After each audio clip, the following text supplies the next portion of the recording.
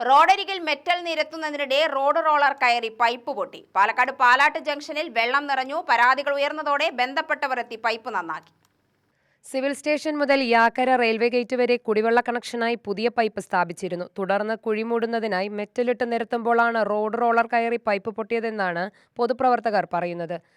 നമ്മൾ civil station മുതൽ യാക്കര railway gate വരെ കുടിവെള്ള കണക്ഷന് വേണ്ടിയുള്ള പുതിയ പൈപ്പുകൾ സ്ഥാപിക്കുകയും അത് അടച്ചു മൂടാൻ വേണ്ടി മെറ്റലും കല്ലുമിട്ട് റോളർ ഓടുന്ന സമയത്ത് വാട്ടർ അതോറിറ്റിൻ്റെ ഭാഗത്തു നിന്നും PWൻ്റെ ഭാഗത്തു നിന്നും ഒരു അബദ്ധം പറ്റി കുടിവെള്ള കണക്ഷൻ്റെ പൈപ്പ് പൊട്ടി 3-4 ദിവസമായിട്ട് വെള്ളം പാഴാകുകയാണ്. ഈ പ്രദേശത്തുള്ള പാവപ്പെട്ട ജനങ്ങൾക്കുള്ള കുടിവെള്ളത്തിൻ്റെ സ്രോതസ്സ് കുറവായി വന്നുകൊണ്ടിരിക്കുകയാണ്.